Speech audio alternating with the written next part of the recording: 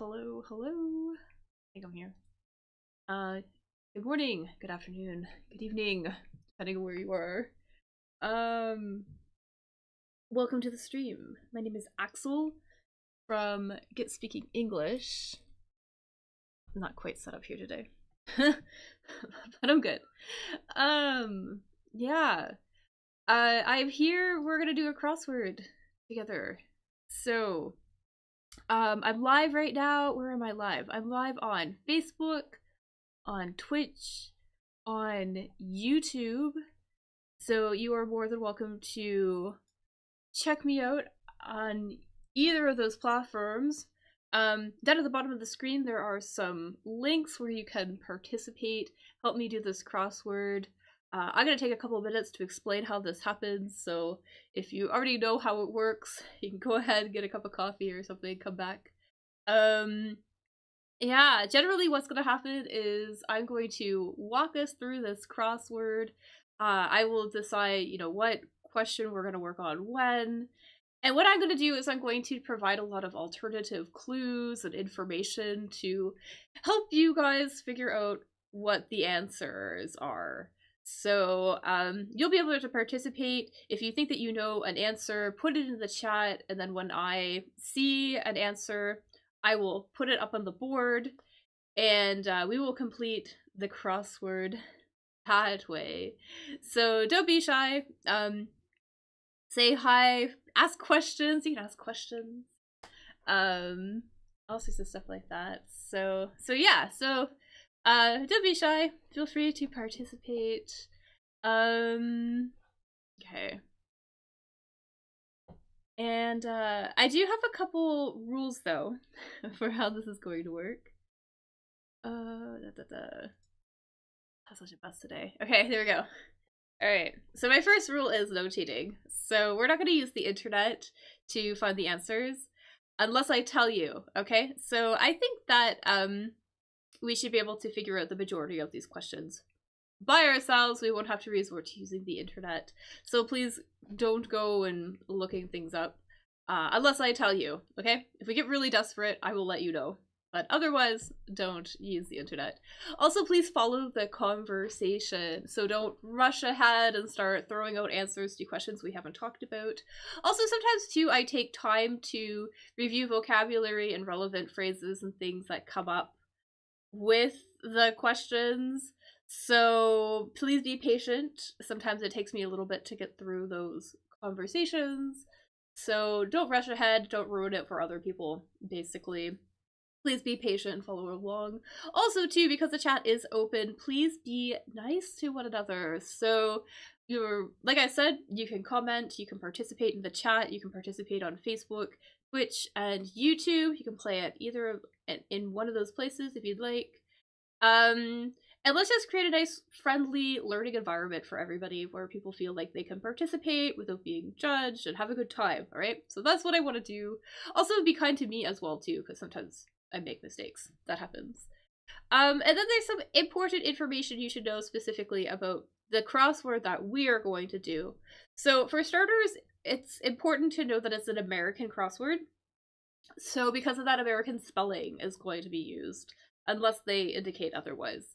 So there is some differences between American and British spelling. I've put a couple examples on the screen for you to see.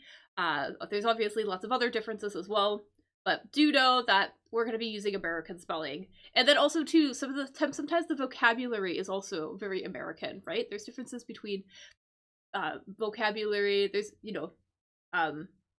for example, in America, they would call an elevator, whereas they would call it a lift in the UK. So things like that, those kind of differences will be important. So we'll be using American language, American spelling. Also, too, because it is an American crossword, a lot of the trivia is about the United States, okay? So that's kind of important to keep in mind too, but luckily we won't need to know a lot of trivia. The vast majority of the questions on this crossword are usually about language and things like that, so we won't need to know a lot of trivia, and I might just put in anything kind of trivia related without talking about it much. So yeah, so American-centric, basically, this crossword is. Finally, too, well, not finally, but it's also important to know that the answers match the questions. So, for example, if there is a plural noun in the question, the answer will also be a plural noun. If there is a verb that's conjugated, maybe in a past tense, in the question, then there will also be a verb conjugated in the past tense in the answer. So that is really important to keep in mind. So they're all going to agree with one another, basically. It's also important to know that multiple word answers are okay, all right? And they're not going to tell us when something is a multiple word answer, but do know that they are possible. So maybe phrasal verbs, common phrases, sometimes there are titles to movies and things like that, or parts of sentences.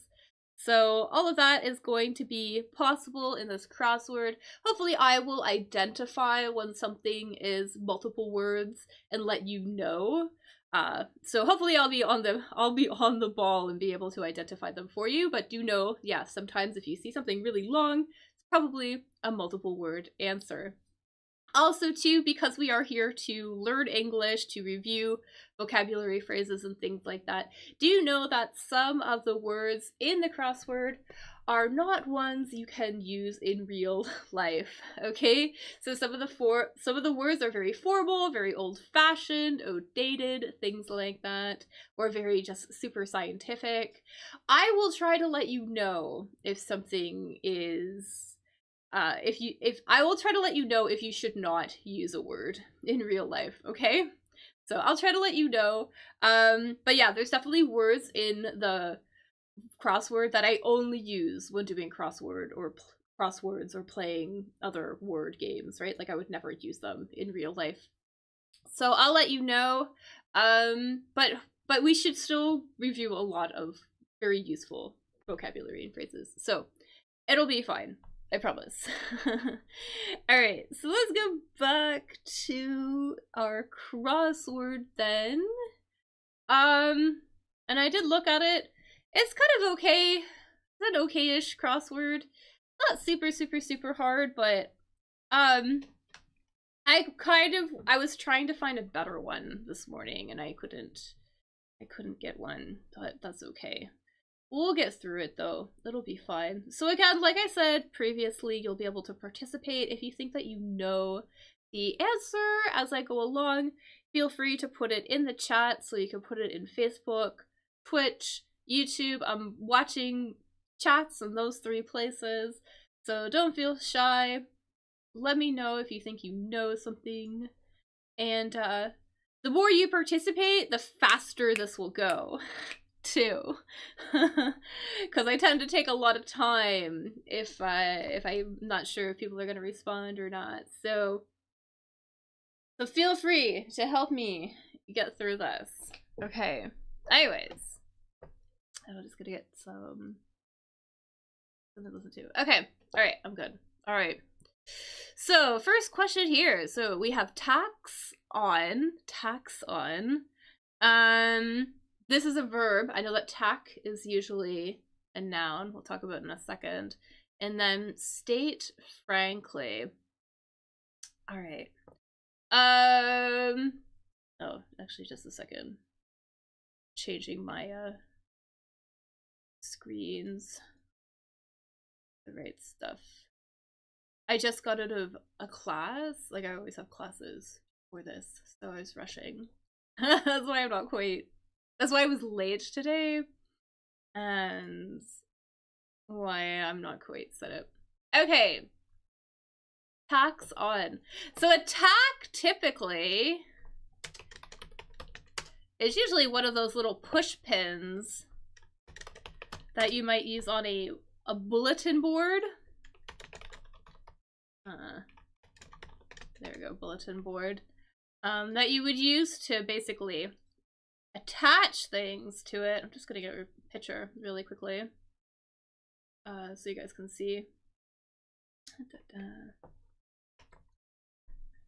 So this is a tack, right? And a bulletin board is kind of one of those things. It's backed with cork, which is kind of a type of wood typically.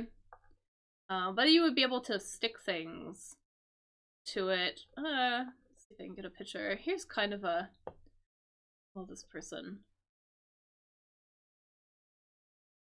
Gosh. Anyways, usually it's like a little push pin. This is this question though. This is a verb though, so it's gonna be a little bit different.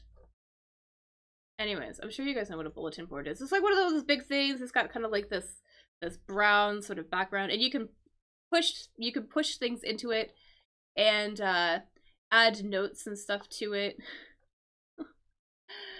I love getting on Google is like crazy decorative ones, which is not quite what I wanted, but it's a good way to display memos and things like that. And you would use little tacks to put them in. But here, this is going to be a verb. This is a verb, so tacks on. So to tack something on to something, we know that this is going to end in an S because this is conjugated to the third person singular, so our answer is going to be conjugated to the third person singular. If you tack something onto something, you basically put something else onto something. So if that makes sense. Like here, for example, you would, like, if we were talking about the bulletin board, right, you would have this thing, and then you would have, you know, maybe your piece of paper, or you would have your flyer, and you would basically attach it to the board with the pins. So yeah, so to tack something onto something means to maybe to put an additional thing onto something. So we're looking for a verb that kind of means that, to basically put an additional thing onto something else. It's very hard to describe this without actually using the answer in my descriptions. But yeah, maybe something like this here, to put something with something else to increase the number, maybe, or the amount, or improve the whole. Yeah, or also if we're talking as well, say for example, if you were talking and you tacked something on, well, we wouldn't say that. But if you were to say another thing in addition to what you were saying, that would be the meaning of this verb. Okay, so basically, yeah, we are putting something else onto there. So if you think that you've understood what I'm saying, and you have a guess as to what this verb is going to be, put it in the chat, let me know. So basically putting something else on something. We would use this verb, this tack something on, tax on, usually when we are talking about selling things or sales or something like that. So you might maybe put, maybe if you have, yeah, maybe if you're selling something, maybe you would put in additional services, charges, things like that. That's how I would use this tax on here. So basically putting in additional fees, charges, stuff like that. Yeah. If I have an idea, let me know. I lost one of my windows.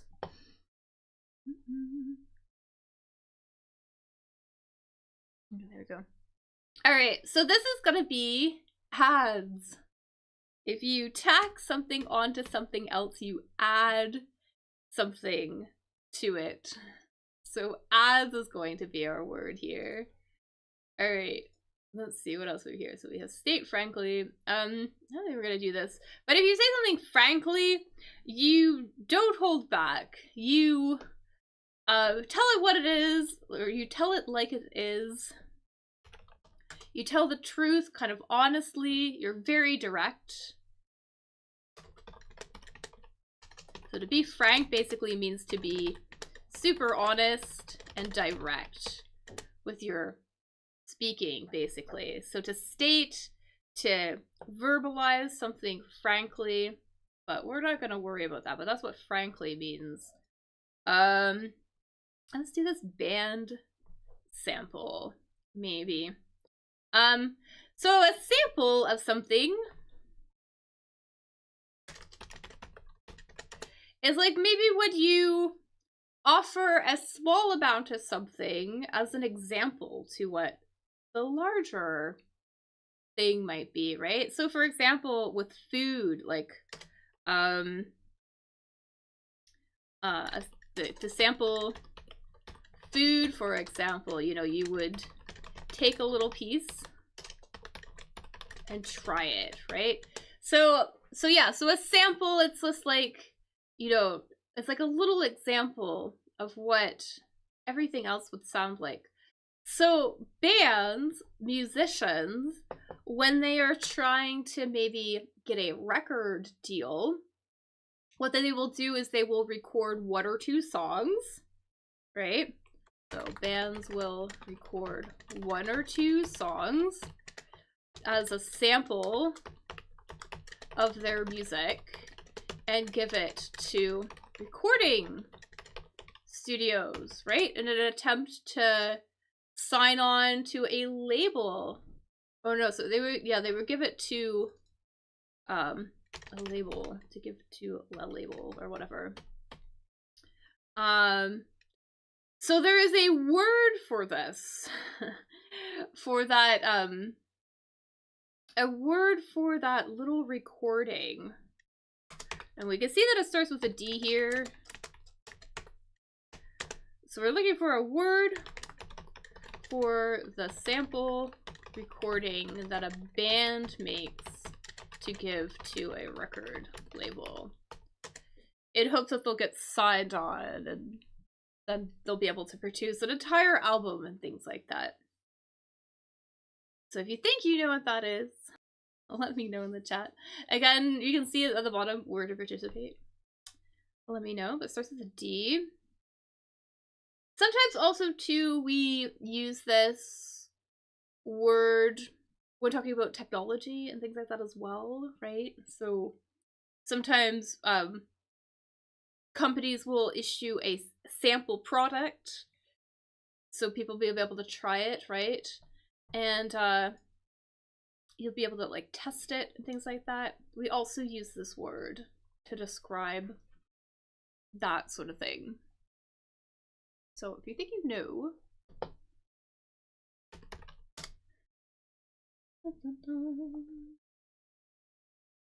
it's like an example of a product, basically.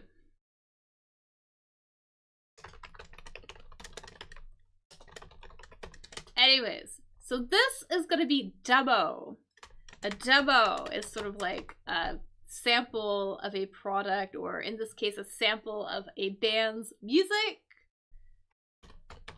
that they would that they would pass around and then hopefully get picked up, signed on to a label, something like that, and then they can make an album, all the things that musicians would do.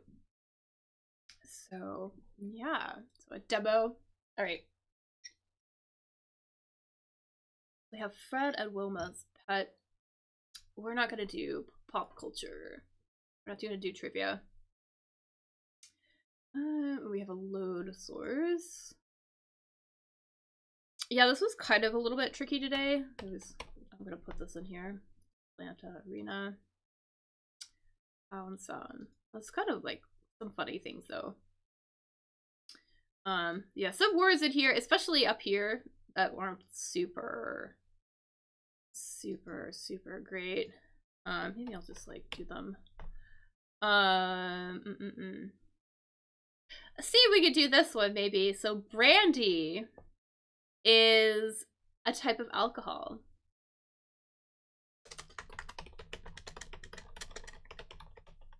So brandy is a type of alcohol, and there is a specific glass that they serve brandy in. And we may or may not know this word. it's kind of a, it has a very specific shape. I'm gonna like show you what it looks like. I'm gonna serve it in one of these things. So it's kind of similar to a wine glass in that, you know, it kind of has like a large, this is the goblet, the cup, and then it also has a stem, but you can see that the stem of the brandy glass is a lot shorter than in a wine glass, right? And you can see that it has a really wide base here. And I guess that has something to do with helping the, I don't know, what's helping improve the taste of the brandy or something. I don't know a lot about brandy and a lot about drinking alcohol like this, but it enhances the flavor somehow. And there is a word for this type of glass. So, and you might read about it in you know, in literature or something, or stories or something. They might talk about, you know, mention the character is, you know, having a whatever of brandy.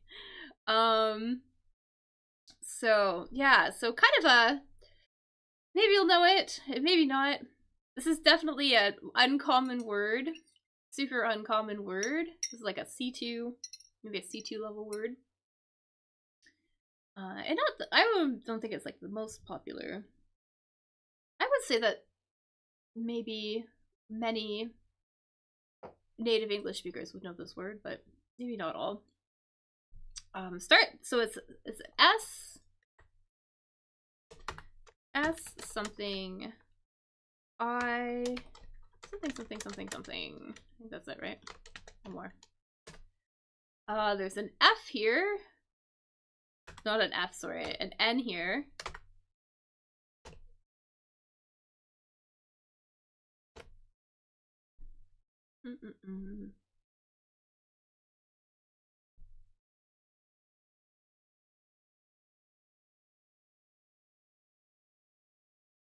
If you think you have an idea,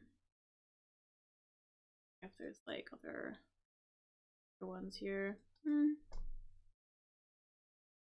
It ends in an ER. I'm gonna put that there. It ends in an ER.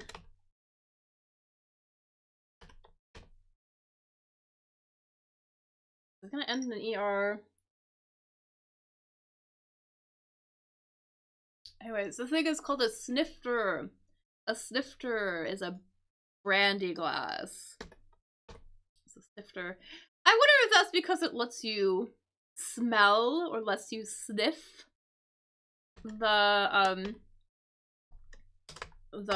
brandy, because it's kind of very aromatic, right? To sniff means to smell, right? Anyways, that is my hypothesis. I'm not 100% sure, but this is called a snifter. Yeah. Okay. Anyways, moving on. Oh, what else could we do here? Oh, let's do this one, actually, maybe. So a pound sound. So I think usually we see the word pound and we think about weight, right? Yeah, usually we think about weight, right? But here a pound is actually a place. Here a pound is a place. A pound is a place where they keep animals.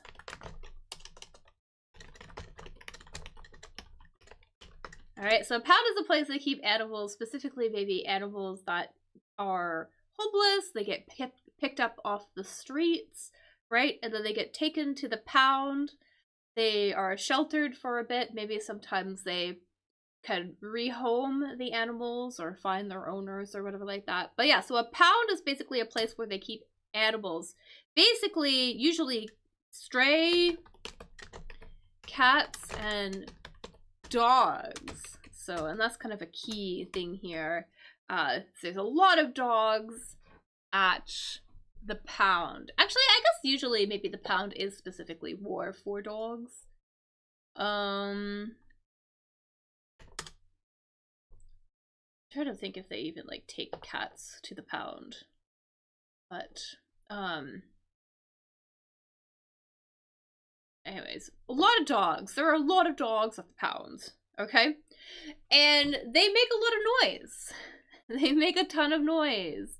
So this pound sound is basically... Oops. Dun, dun, dun, dun. Dun, dun, dun, dun, dun, dun, dun, dun. It's basically the sound that a dog would make when they're barking. Okay, and this is kind of two words here. There's a bit of a pattern in this crossword today where they kind of have a lot of sort of repeated sounds here. But this is the sound that a dog makes. So what we would say a dog says in English, right? We know that they bark, right? So a dog barks, right?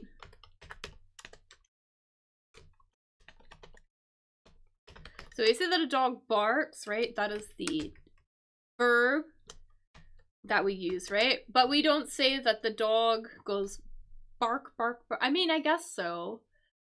There are a couple different sounds that we might say that dogs, that they do. Like if we're trying to say what the sound is, you know, they might bark, bark. Or maybe like arf, arf. That's another one too. The little ones go arf, arf, or yip, yip. And then there's this one for kind of like the big dogs. So if you think you know what this is, put it in the chat. Let me know. I'm trying to think of those other ones. Yip yip, arf arf. Yeah, bark bark. Anyways, woof. Woof is what a dog says, so woof woof. I think this is what this one's gonna be. Alright. So woof. Woof. Alright, we're almost done here. So yeah, so I know I said earlier, so if something is frank, if somebody is frank, they're speaking very frankly, it means that they're being very direct, they're being very honest, they are not adding, they're not, you know, hiding their feelings, they're very direct, right? And we have this one here, this load source. A load is kind of like a load is something that you mine from the earth.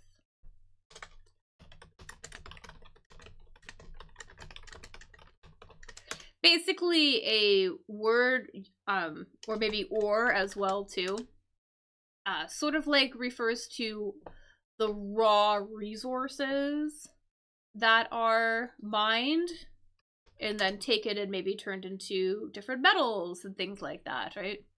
But yeah, so that's what that is. And so usually they will find veins of precious metal or whatever like that under the ground. So I'm gonna put that here. So that's gonna be our vein, and this here is if you state something really frankly, maybe you avow to do something. But this is a very formal word, and this one is also not a super common word. Really only relevant if you're gonna be mining and things like that. I don't think any of us here are mining. So yeah, but that's what that is. Anyways, let's move on. Look at something maybe a little bit better. What else do we got here? How about this here? Let's do this. This one should be like a pretty easy one. So a tea stirrer. So this is kind of a funny word. We can see the base word in here. To stir, right? And that means to basically mix something up by maybe going into it with like a little circular motion. So, you know, we can see here in this picture, this is a cup of coffee obviously. This is a cup of coffee, but we can see that this person is, maybe they added some sugar into their coffee and now they are mixing it through, they are stirring it, right? So the stirrer is the thing that does the stirring. So similar to stirring a cup of coffee, there's also something that we would use for stirring a cup of tea. So maybe if you add maybe some honey, or I know some people add like a little bit of milk to their tea. It depends on what kind of tea you drink. But yeah, something that we would use to stir a cup of tea. Something, something, something, something, something. So something we use to stir a cup of tea. So if you think you know, you see that there's an O in there. I'll give you a little hint. You can see it in the picture that I shared. Because we would use the same thing for stirring a cup of coffee. So, maybe.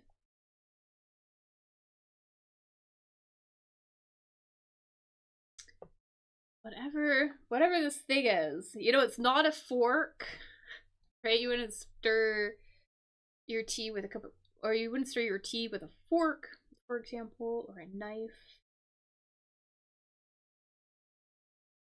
Anyways, I think we are going to stir our tea with a spoon, right? We're gonna stir with a spoon. Alright, gonna stir with a spoon, and yeah. So let's do that.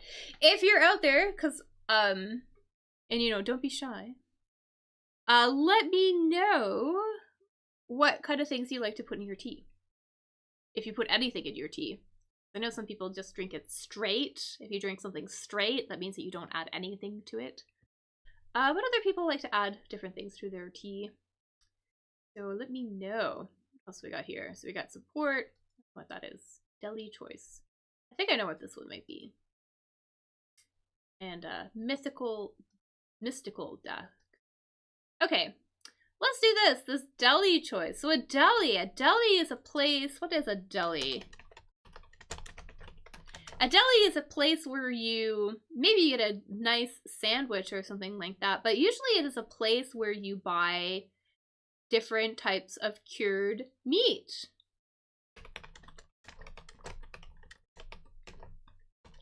And you're like, what do I mean by cured meat? I mean, like, it's been prepared so you can, it's been kind of maybe cooked. It's been, you know, maybe like cooked or smoked or prepared in some way that you can eat it. And usually maybe add it to sandwiches, for example, something like that. Maybe also you could get cheese and other sort of different preserves and stuff as well. Trying to get like a picture of a deli. That looks like it's big enough. Yeah, I don't know if you can see this here, but we can see in this deli here, we could have all the different preserved like meats and stuff like that. Everything is kind of already prepared, and you can get different sides and stuff like that as well, right? So that is a deli where they basically sell cured meat and other sort of sides, other pickles and things like that, right? And there is a specific type of, well, basically, you can get a lot of different sausages, right? So this is a name of one of those things that you might get at a deli. S something something something something something.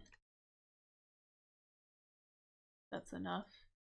Yeah, right? Because you would get, you know, cured ham and things like that, right? You probably get, you know, different types of, I don't know.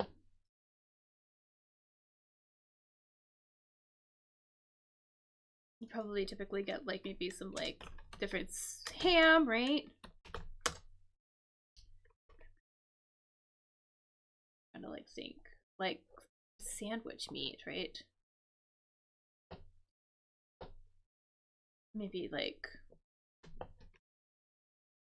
something like this. That is not what this is, but just to give you an idea. There's like what, like pastrami.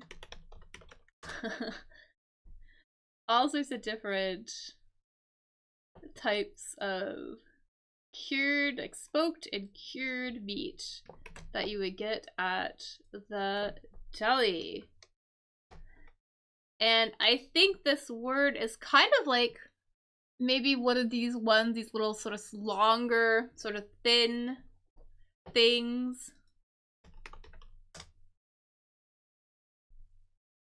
Kind of like a sausage, like a type of sausage.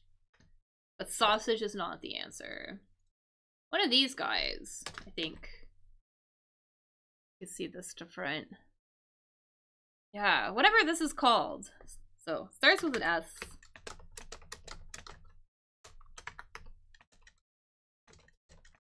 It's a very common pizza topping here, actually.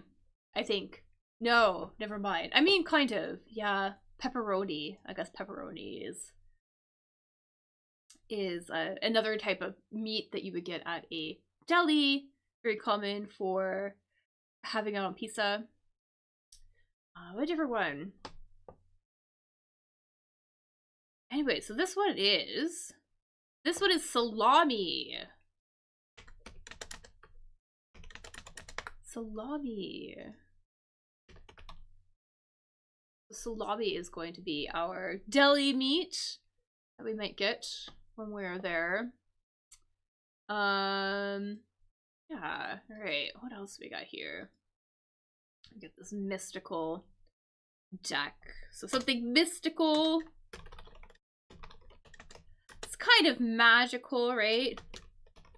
Or spooky, maybe. Maybe related to the occult or something like that. So about like mysticism, stuff like that. And what is a deck? A deck usually refers to a pack of cards. So,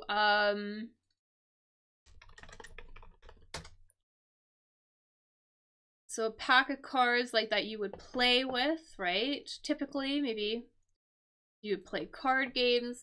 Here is a classic pack of cards, right? So we can see that, you know, it has a number of different suits. They're all there together, and the entire thing is a deck of cards, and you would deal it out.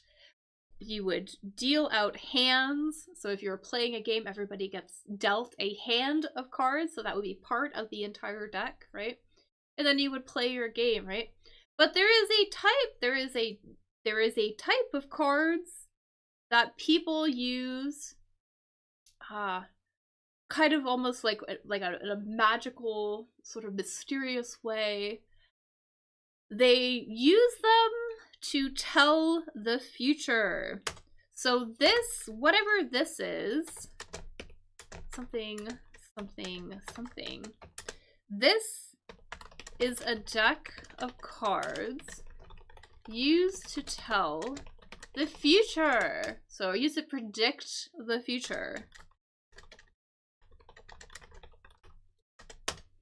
Right? Alright. So whatever this is, that deck of cards.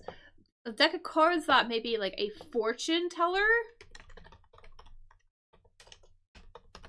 might use, right? The fortune teller might use this deck of cards to predict your future, right? And they would use it.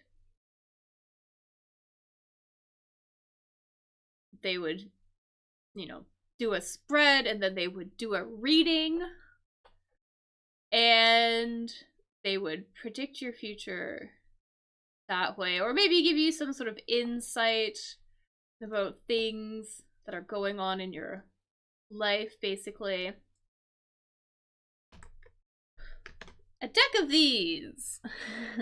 So a deck of these. So if you think you know what these are, feel free to put it in the chat. So again, down on the bottom of the screen, you can see the places where you can play. So either Facebook, Twitch, YouTube, any of those places.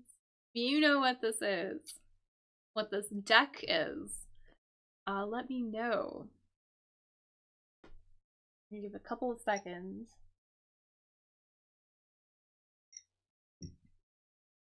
And we're gonna go on. So this is a tarot deck.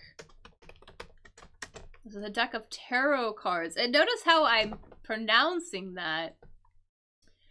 Because I know there's a T there, right? There's a T at the end. But this T is actually silent. It's just tarot. But yeah, so tarot is gonna be our answer here. Our mystical deck. And let me know, have you ever had your fortune read by tarot cards? Have you ever done this? And are you a believer? Do you think that do you think that this is accurate? Or do you think it's all, BS, like none of it's real, you know? So let me know. Let me know in the comments if you think that, if you believe in tarot or not, or what you think of it, and if you've ever had a reading done. Okay, let's see what else we have here. So up in the air, pet perch, an outback bird, we drink, and a support. Let's do.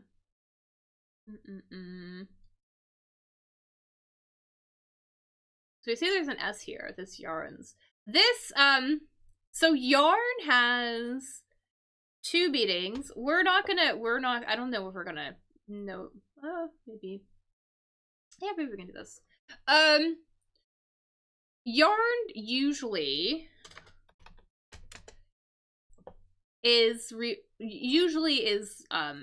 refers to strands of wool that you might use for knitting. I'm gonna show you some balls of yarn. Balls of yarn. Here are some balls of yarn before they've been knit together. So balls of yarn before they've been knit together.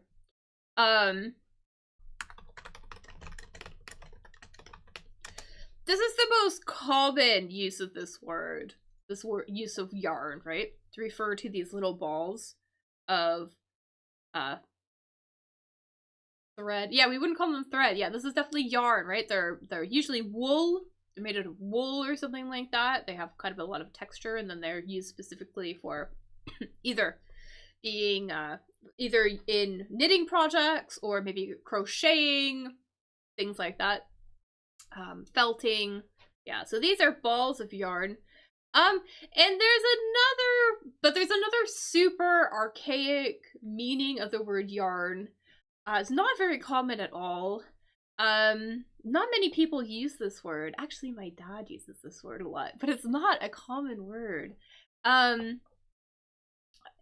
It refers to, like, if you have yarn,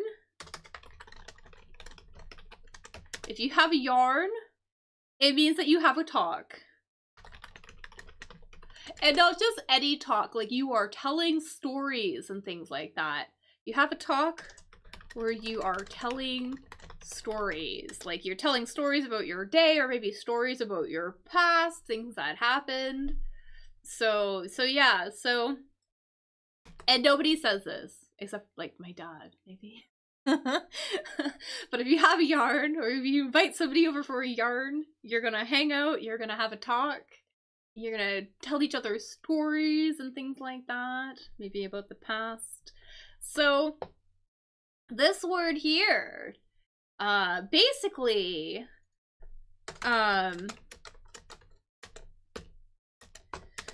this word means, you know, stories, right? So, basically a synonym for stories, right? So, stories which may or may not be true, right? So if you think you know what that is, let me know.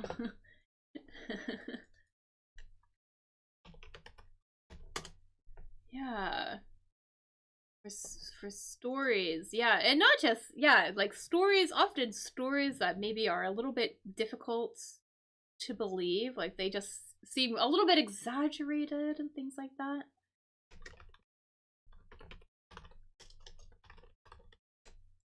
Be exaggerated and a little, maybe embellish. A little embellish. Maybe you want to like entertain your guests and you might tell your story in a way that's really entertaining. All right. Anyways, yeah, some sort of word that means a story. Story. So I think this is gonna be tales. A tale is a story. And usually maybe one that's a little bit maybe difficult to believe, maybe it's like a fantasy story or something almost, right?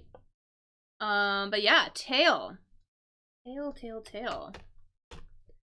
So tales are gonna be our yarns. But again, like I said, this is a very, very old-fashioned, very archaic use of this word. But this one is a good one to know. Knowing that these balls are called yarn. Ball of yarn. Alright. Anyways, what else we got going on here?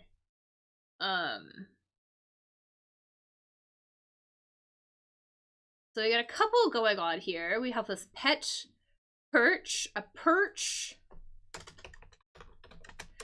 Usually a perch, we'll use the word perch to refer to a place where a bird sits. I'm gonna show you, like, birds will perch on top of things. Here's some pictures. You see these birds are perched. These birds are perched. Perched on top of these perches. We would call these perches, these little sticks, right? But they're kind of using this a little bit liberally, like a, yeah. Cause here they're talking about places where maybe all animals would sit. Maybe your cat or your dog. So an LA, this is a place where your cat or dog may sit. So where they may perch themselves, where they may sit themselves for a while. But especially if maybe your animals are really friendly, right? So, and this is a word for a, like, it's part of the body. Part of the body. Like part of our body, right? Where animals might, you might sit them on top of your legs, right?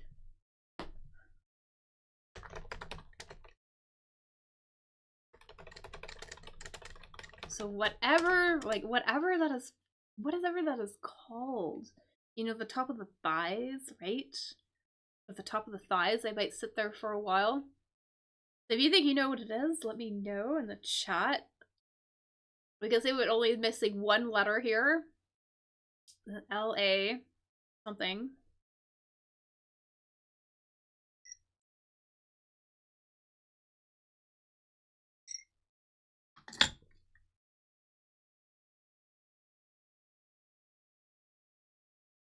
So they would sit in our laps. So a lap is a place where an animal, a pet, might perch. perch. Usually we don't say that animals like cats or dogs perch. I mean, maybe they might perch themselves sort of along the windowsill, but definitely birds perch themselves on tree branches, or here these are perches in a pet, like in a bird cage. Yeah, birds will definitely perch themselves. Maybe they'll perch themselves on wires, like telephone wires and things like that. But yeah, here they're also using it to talk about pets. All right, what else do we got here? So we have something "we" is very, very, very tiny.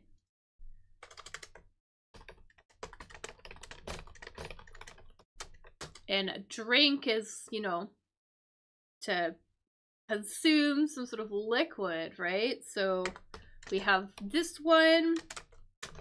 If you think you might know, like, a word. Do you think you happen to know a word for a very, very, very tiny drink? Put it in the chat. And this outback, the outback refers to sort of the very remote, uninhabited regions in Australia. The outback is in Australia. It's sort of like this very remote,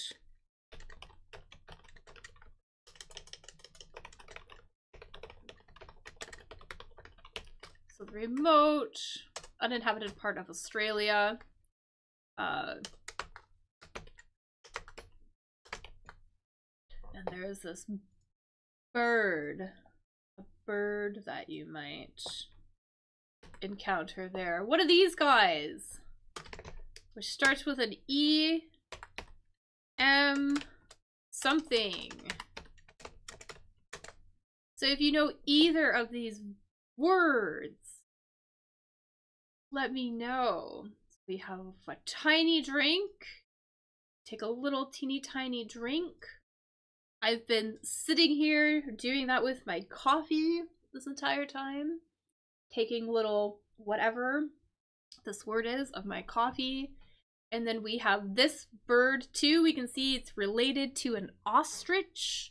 An ostrich is akin to one of these things. So if you happen to know what this is, let me know.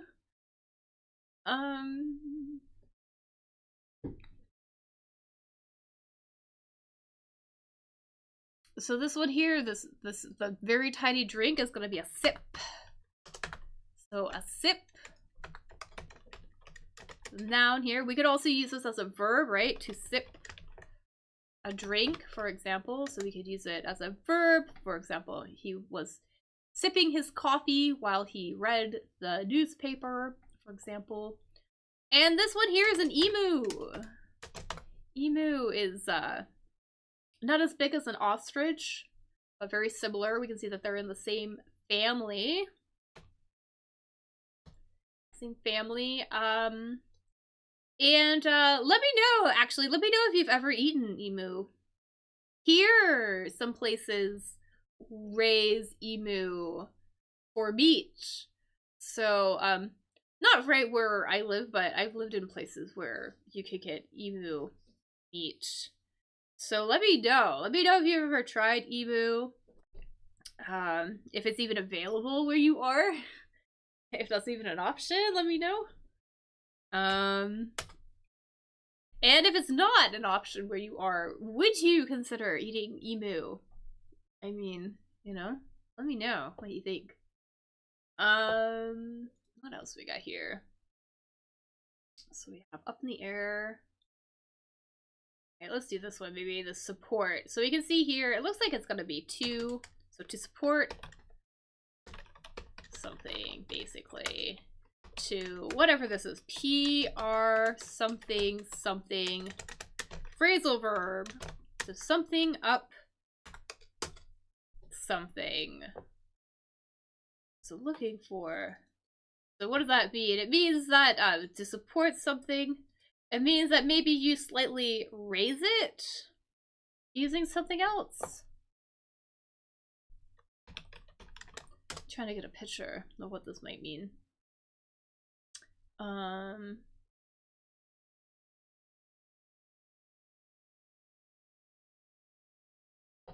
Like in this picture, maybe? So here's a picture. This person is like hanging out on the couch.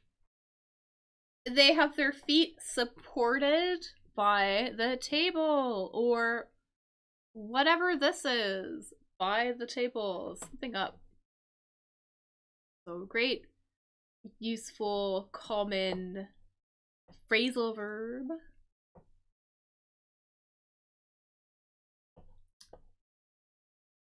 This looks like they're propped up. They have their feet propped up on the table.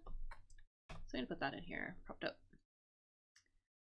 And what else do we got here?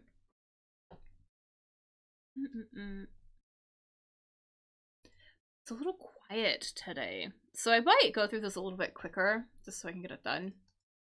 So up in the air. Here we go. Tugboat sound. What the heck is a tugboat sound? Tugboat. So tugboat is a specific type of boat that is used for moving other boats. Usually. I'm trying to get a picture. Here we go.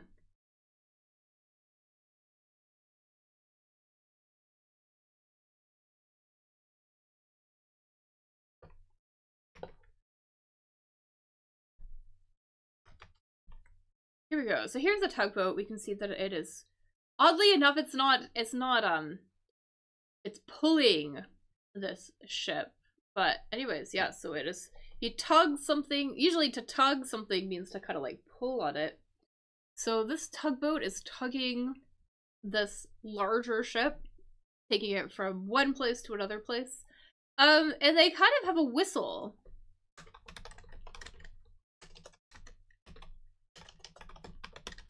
Or maybe a horn as well. But usually we say that tugboats have a whistle. They have a whistle or they have a horn. That kind of makes a very specific sound. And this sound is because they keep doing this in this crossword. Kind of being repeated. So similar to woof woof, this is also gonna be repeated. But basically, yeah, basically the sound of a horn. What would that be?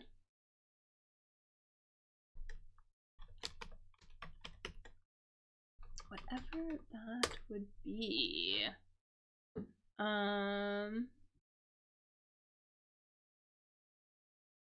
had to like look up this word. So that, yeah, what is it? Automatopoeia? I think automatopoeias are basically naming a thing with a vocal imitation of the sound. These are what these are. Yeah, automatopoeia. Automatopoeias. Basically, yeah.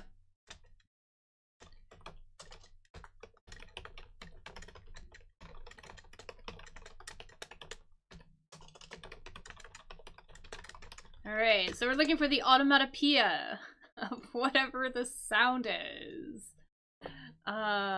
Yes. So if you think you know the automatopoeia for a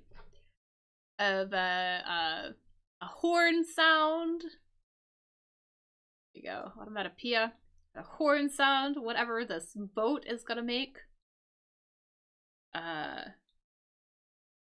We would typically say that they toot. So a horn or a tugboat would toot. So I think this is going to be toot toot. So toot toot. Alright, so there we go. Alright. Alright. What else we got going on here? So some troubles. TV part. Oh, that should be pretty easy. TV part. Do people even have TVs? I mean, yeah, they do. TV part. This is the main part of the TV. this answer. This E something N. This is the main, maybe most important part of the TV. The part that shows, you know, that shows the images, basically. Right, so whatever that is going to be called, right? Like that big area that you would watch that displays the images. I mean, computers have this too. A computer monitor has this as well. You know, even your phone, right, has like this area that shows the pictures, right? So if you know what that is called, let me know.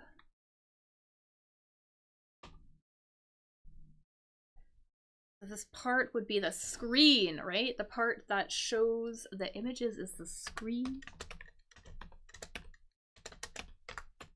Alright, so you got the screen.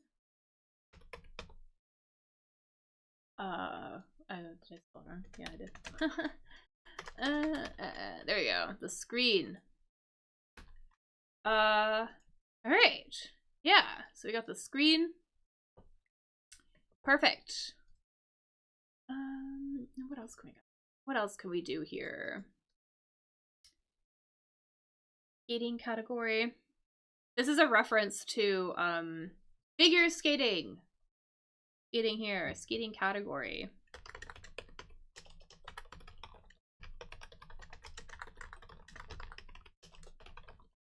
You know, figure skating is like kind of like competitive skating where they kind of do dancing almost, right? They'll do dancing basically.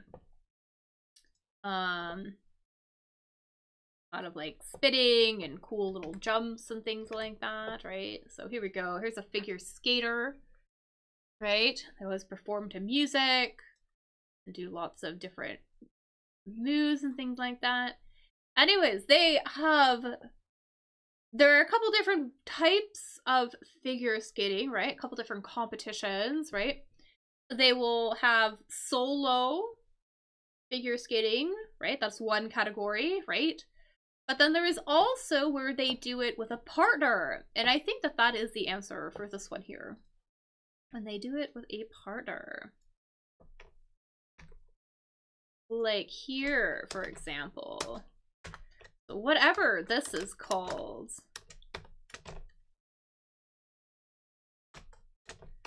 The category of figure skating, where they skate with a partner. Yeah, whatever that might be called. Basically a word for when there's two of something, right? You know, we can think about, you know, if you do something like solo, you could do something as a trio, so with 3 people, right? We might say so they do it as pairs, we would say. If you have a pair of something, you have 2 something. 2 of something. So pair is going to be our skating category with 2 people, and in pairs. You might do other activities in pairs as well, too, right?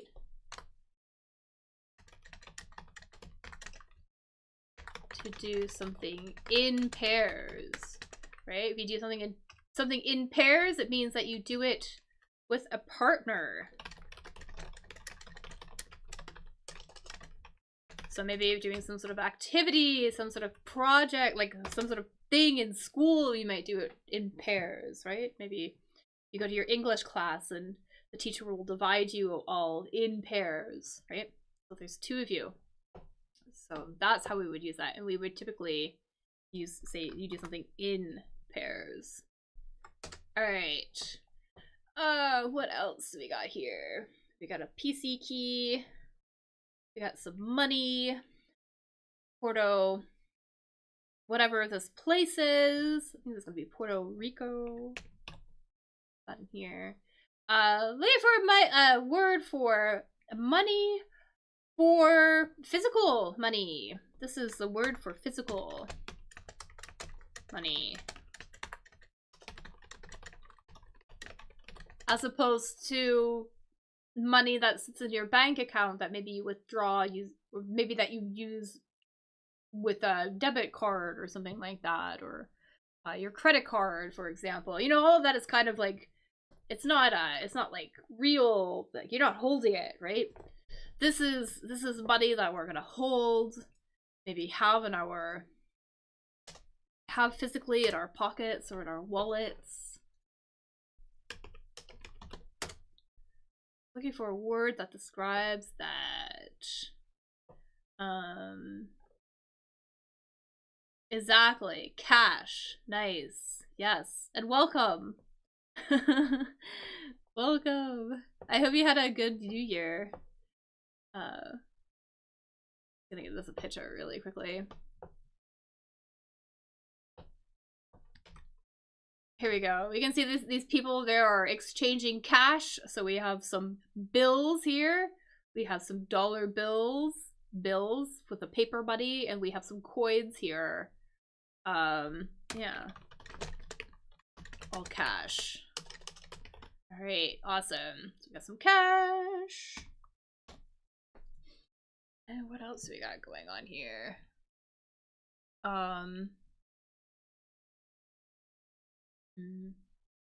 What is this? Oh, okay. I see what this is. PC key! PC key. So I think this one's pretty. I mean, there's a whole bunch of them, right? Like Alt. And there's like the control key. We use this one if we want to maybe close a program.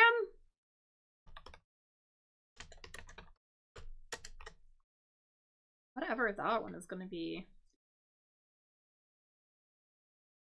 I wonder what we would use for closing a program. Is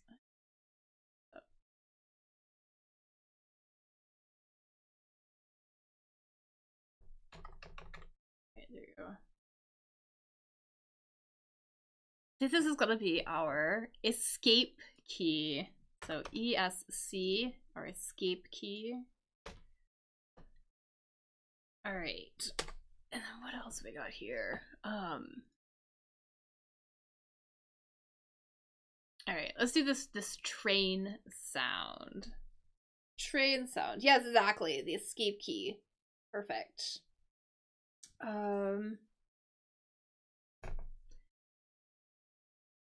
So train sound. Basically the onomatopoeia for the train horn, right? And this is more like what kids would say.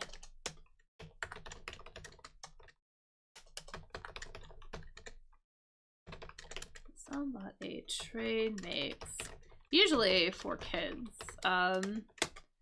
But especially old school, like steam engines. And this is gonna be repeated because all of these were repeated. Yeah, especially like I would say that like steam engines would make this sort of sound. This is a very like specific sound that they might make. Here's a steam engine. Really old style train. But yeah, they had like this horn though, and it kind of makes a very distinct sound. So this might be tricky. But again, we want the onomatopoeia for this sound. So the description of the sound, or oops. the automatopoeia. We are naming a lot of sounds today. And this is definitely maybe what kids would say. I don't think there's a lot of adults that would say this, but definitely if you're talking to kids, they would use this. Anyways, so choo-choo is gonna be that. There's train goes choo-choo, or a choo-choo train.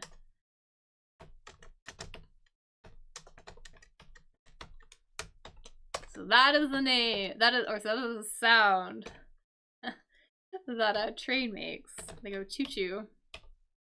That's kind of a funny one. But yeah, kids would really only be the ones that would say this. So what else do we got here? I'm just gonna put this in here. This is Obama.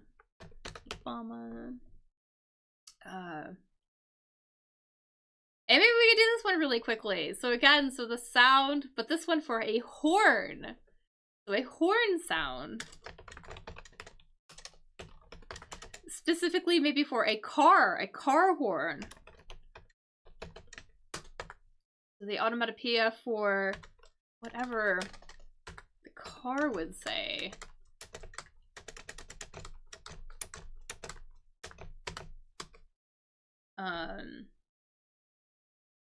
And we would hear this really common, like this noise during traffic jams. For example, when everybody is stuck in traffic, they can't go anywhere, they're all honking their horns, right?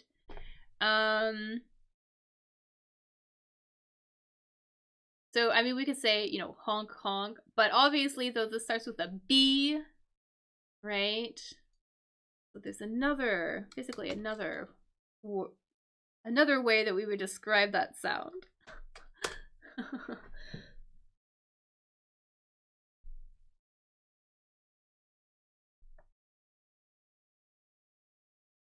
Another way.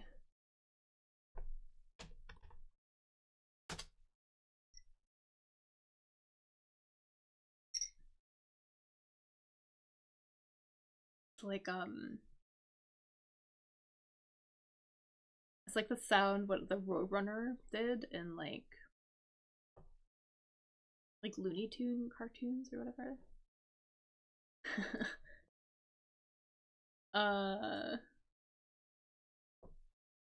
This one. Anyways, the horns go beep beep. The car horns go beep beep, we would say typically. Beep beep. Alright. So I'm gonna put that in here.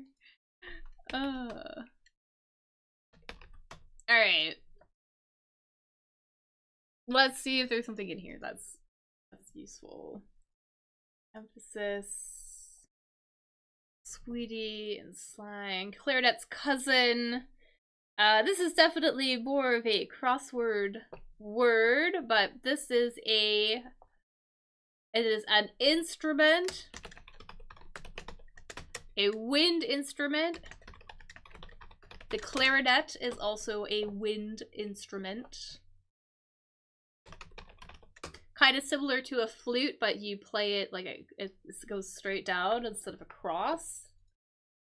Sort of a cross between like a flute and a horn almost. This is a clarinet. So here we go. This is a clarinet. And there is a very similar looking instrument that is common in an orchestra, for example. A little bit different. So it has kind of a weird mouthpiece. It's like a double reed instrument. One of these things. So it starts with an O. You can see that you play directly on the reeds. There are two reeds. The reed is the little wooden thing that basically vibrates. That's used to create the sound. And then all of the keys are similar to the ones that a clarinet has, and that it has a bell at the bottom. Sound comes out. Very common instrument in an orchestra or a symphony. Kind of a funny looking one. And very tricky to play. They're apparently extremely tricky to play. I think because of the way that the mouthpiece is set up.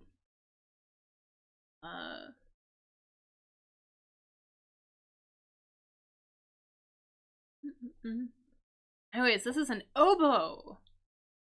This here is an oboe. So we have an oboe. It's gonna be our clarinet's cousin. So an oboe here. Let me know, like, did you know what this instrument is? Let me know, because I feel like maybe only like music people would know what this is, but that is an oboe.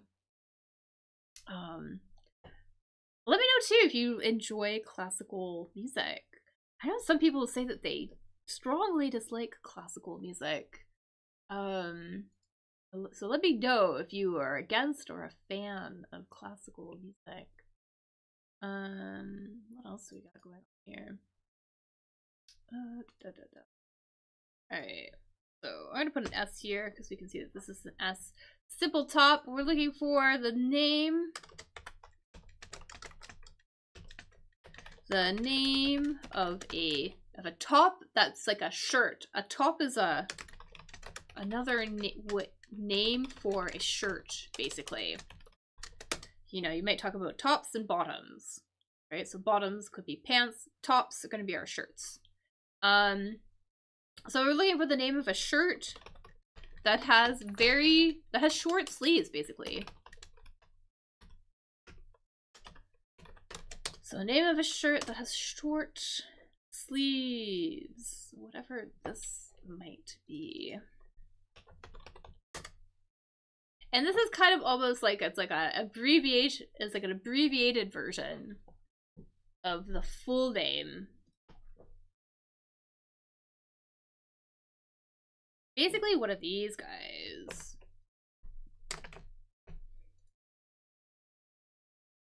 So we might refer to this whole thing as being a t-shirt, right?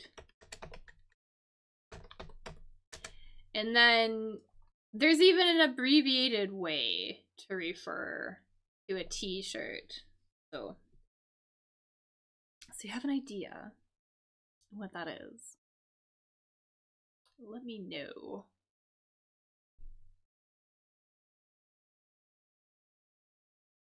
It's actually like the name of this letter, which is kind of interesting. So people will call these T's for short, or, you know, I just want to, it's hot today, so I'm just going to wear a T or a t-shirt.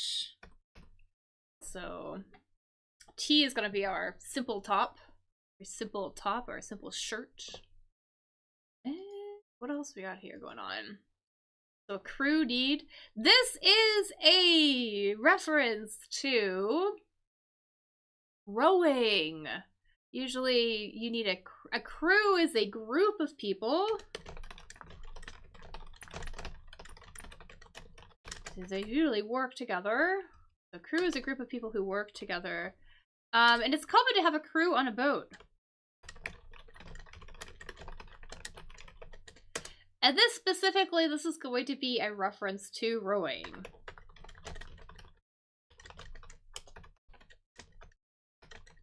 So a reference to rowing a boat.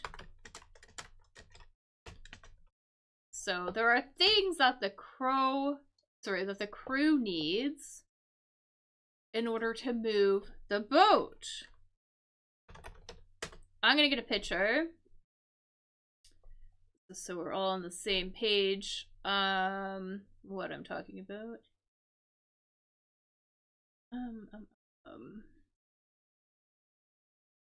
Alright, here we go. Trying to get one where you could see the need. Alright. These people are rowing. Here is the crew, so the group of people that are rowing the boat.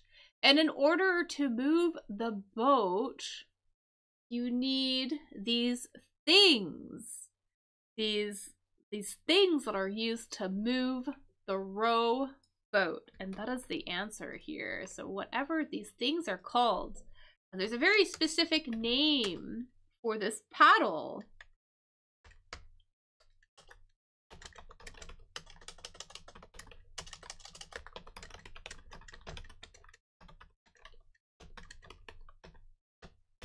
The name for the rowboat paddle. Because a paddle is actually typically used for a canoe or a kayak. Kayaks, you paddle a canoe, paddle a kayak. And then there's another word for the ones that you use for a rowboat. So this could be a new word. Definitely a less common word than paddle. A good little, probably maybe C1, C2 level word.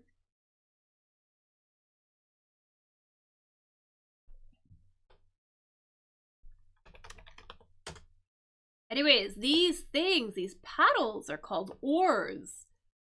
So the crew would need oars. Oars. So let's put that in here. Get some oars. Word in an octagon. Word in an octagon. Common octagon. An octagon is a shape.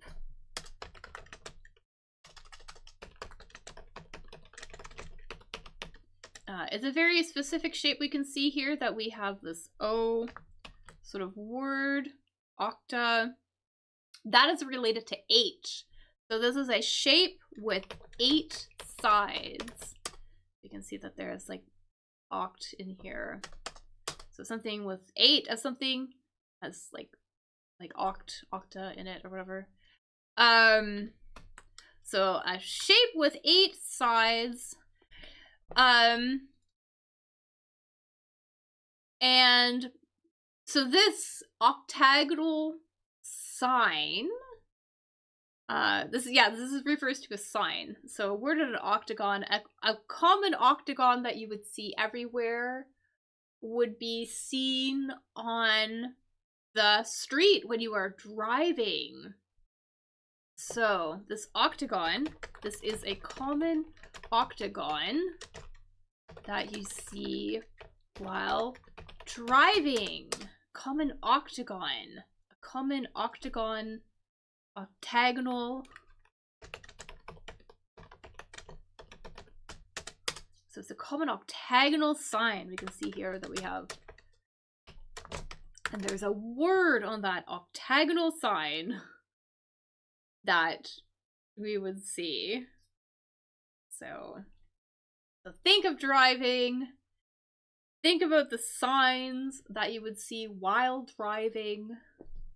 And then there is one with 8 sides. I think that this is a universal sign. Oh, think so.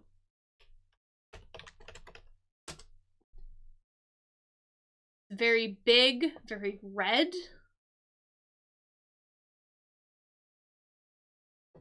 Very big, very red sign.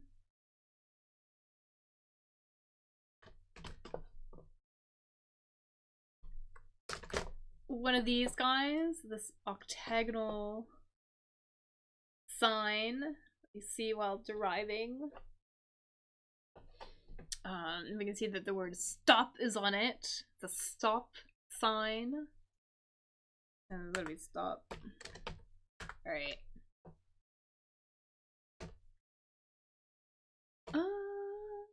Alright, what else we got here? Puffball bit. Oh, yeah. Let's do this one maybe. If you put the emphasis on something, what does it mean? What does it mean to emphasize something? So emphasis.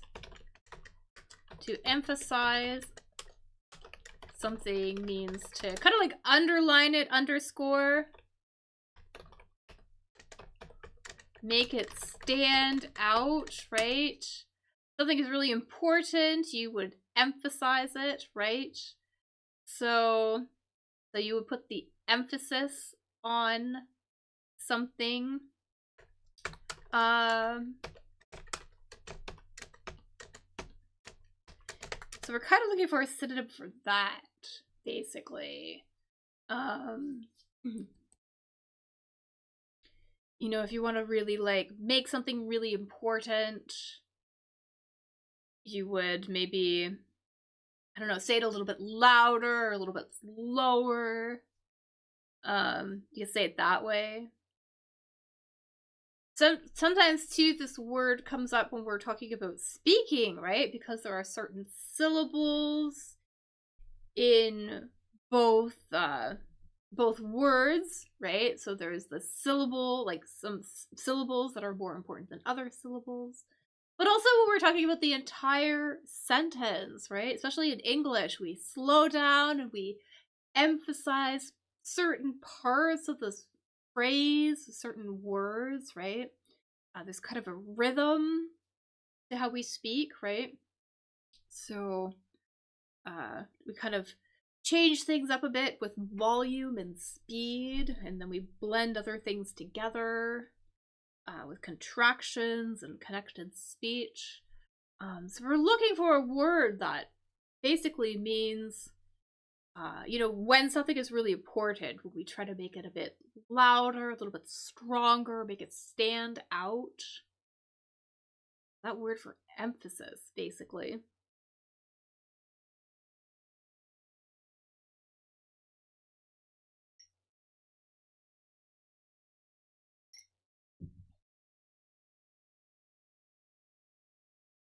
Exactly. This one's going to be stress. We're going to... Stress is another word for emphasis. Yeah. So, yeah, we'll put the stress on something, or sentence stress, or syllable stress. But also, too, if you just want to stress that something is really important, you want to emphasize something as being really important, we would say that. Awesome. Great. Great job. I don't know, we're gonna know what this one is, so we'll go back to it. Actually, I might just put this one in here. So, just so you know, so a puffball, because I don't know if we're gonna know this, but a puffball is a type of, kind of a type of mushroom.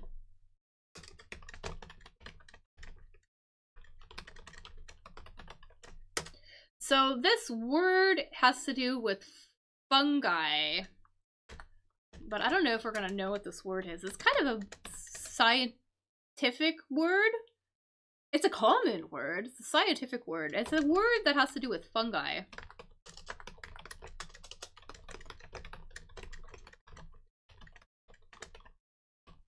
So it's a word that has to do with fungi. Fungi, or fungus, mushrooms, or mold, right? Yeah, there's like this word for, like, almost like where fungus begins or something.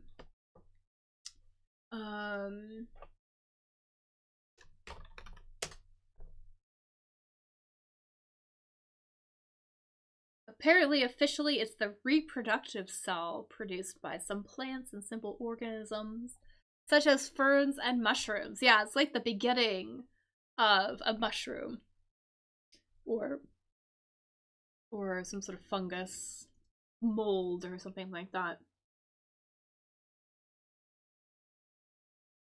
So this word has to do with, like, fungus. It's basically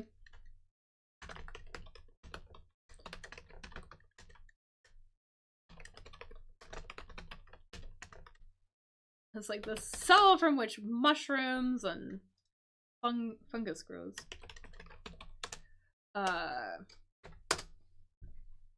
Tricky word. Yeah, this is definitely a more advanced word, for sure. It's like a biology word, almost. But this word might come up in conversations about molds and stuff like that, right? Some people have mold problems. Anyways, spore. A spore is like whatever this is. A spore. So I'm gonna put that here. So spores. I don't know what this is. Ugh. Put this in here.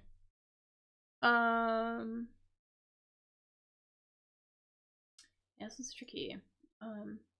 Obvious. I tried to find a better crossword, but I couldn't find one in time. Tried to find one with better, like a better selection of language. But let's see the squashed circle. If you squash something, basically means that you put pressure on it. So it, in this case, it's gonna kind of, it's gonna flatten a little bit.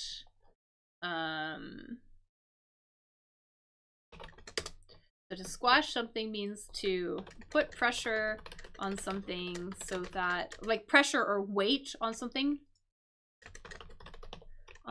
so that it flattens a bit. So it goes from being maybe big to kind of smaller.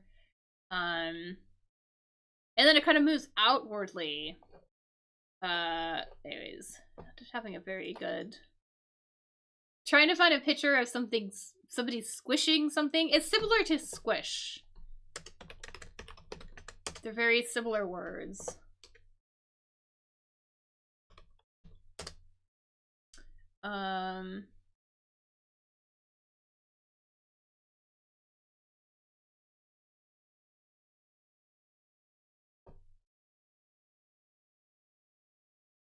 Here this person is like...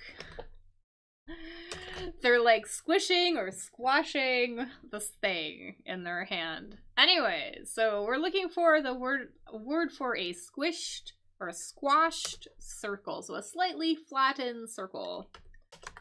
Something, something. A slightly flattened circle, basically.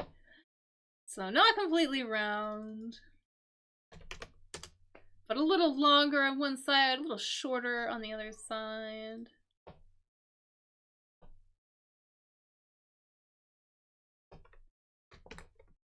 Basically one of these guys. Almost like an egg shape.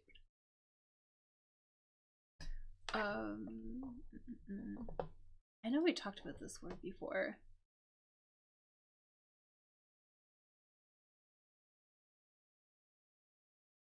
Something like this. I think sometimes we were talking about this word versus an ellipse, because an ellipse is also similar to here. Obviously ellipse doesn't fit here, but this is an oval.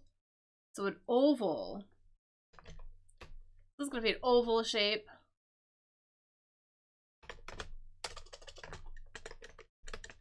Pick up that with an oval shape. What else here? Octavius hasn't good. Just.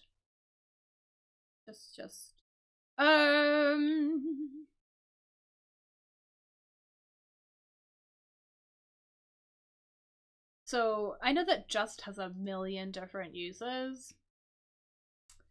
Just a second here.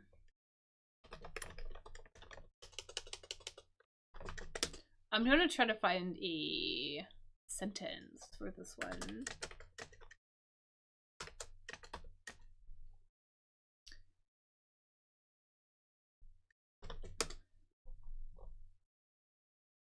This meaning of just kind of means like, it's hard to explain without saying the answer. But it's like, it's, you know, it's simply,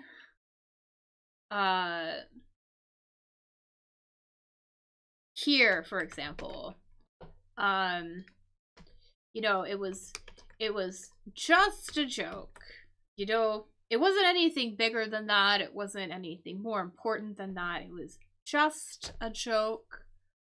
Or, you know, his daughter is just a baby, nothing more, nothing less, right? Just a baby. We're looking for a synonym, basically, that would fit in here. That also means just, with this meaning of just. So,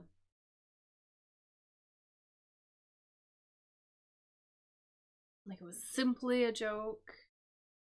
His daughter's simply a baby. Just a baby. This is gonna be only a baby. Only a joke. I don't put that in here. Only stratagem is usually a plan. I'm gonna put in here that it's a ploy. Think of that. A ploy is kind of another word for a plan, basically, or like a plot. Almost. I'm gonna put that in here. Because what else here? Because I don't know if we're gonna know these ones. Tied up. I don't know what this is, to be honest. I know some legal work is done for free. So, like, legal work is work, basically work done by lawyers, right?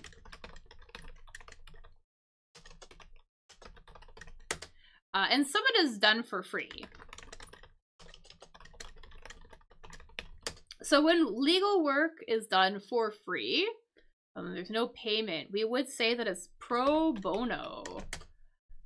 Pro bono means that it is done for free.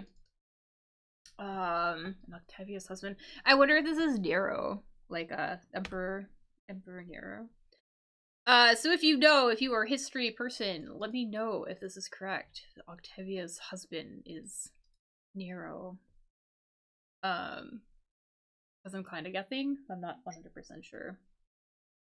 Because I don't know. Oh, I see what this means. Tied up. Even. Yeah, okay, that would make sense.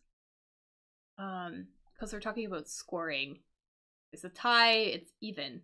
Okay, I think that's fine. Alright, anyway.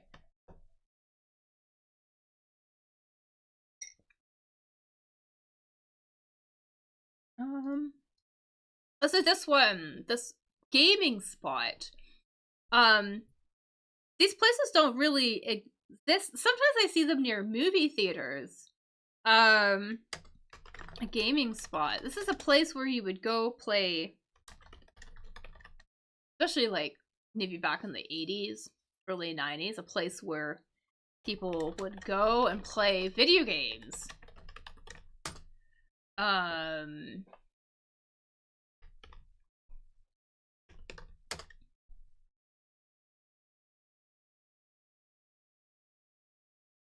Yeah, where they're like, the games are usually coin operated.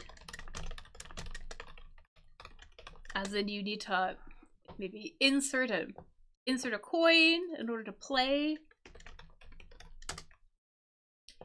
And they have all of these video games and stuff like that available. Here is yeah, they're not super common these days. Although here at least they will have sort of them outside of movie theaters and stuff like that. Basically, one of these things, whatever this place is called, is this answer. That is what we are looking for. Whatever this thing is called. All of the video games.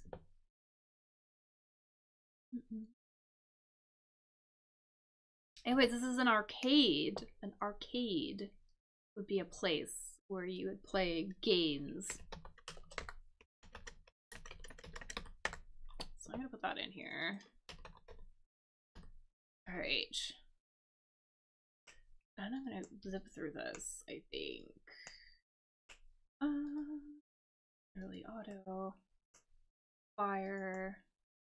subsystem. Mariner. Alright. Let's do this. This fragrant wood. This is it's a type of tree, basically.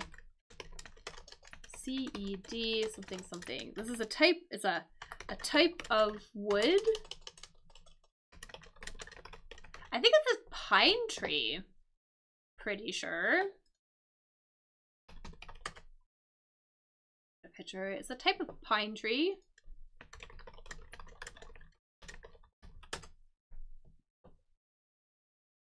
Picture. Type of pine tree.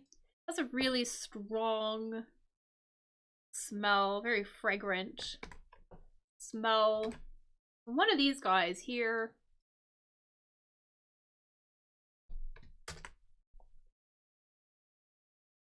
Whatever this tree happens to be called. I don't know how common these are around the world. We kind of have them here, but we have different kinds of pine trees where I live. But they definitely, they smell a lot. Very fragrant. We would say that they are. Well, yeah, fragrant. Fragrant. Something fragrant smells really good. And you might hear people refer to perfume as fragrances. Because they're very fragrant, they smell very good, extremely good. So fragrances, another way to refer to perfume. But this tree, this cedar tree, very fragrant. Really nice smell. So I'm gonna put that in here. Got some cedar. Cedar here. And yeah, let's maybe we could do both of these. Maybe this one here. Word for gloss. I wonder if we know this word. So gloss is kind of like when the light reflects off of something, right?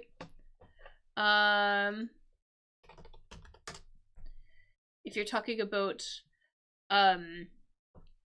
you're talking about like the finish of paint, but we often use the word gloss too for, you know, lip gloss. Like here you can see here this lip gloss, it's very shiny, right? So gloss, it reflects the light shines off of it, has this very, like, the finish is very specific.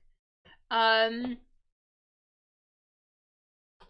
there's another word for that, basically. See if I can get a picture of it.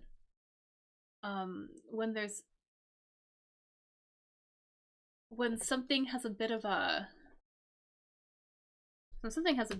like that quality, the light kind of reflects off of it. S-H-E-E something. This is a noun.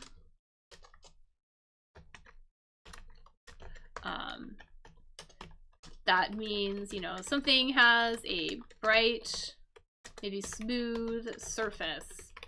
Oh, you know what we use this word for? This word gets used to describe hair. So, yeah. This word is often used to describe hair. You know, so they'll sell hair products, different shampoos, conditioners, and things like that are supposed to make your hair really nice, shiny, glossy, to give your hair a really nice whatever this is. Yeah. I think that's what we mean here. And people might even use this in their, like, in products that have to do with hair and things like that. Yeah. Try to find a good picture. Not really finding a really good picture. Mm, mm, mm. Here we go. This person. You know, this person has like really nice glossy hair, right?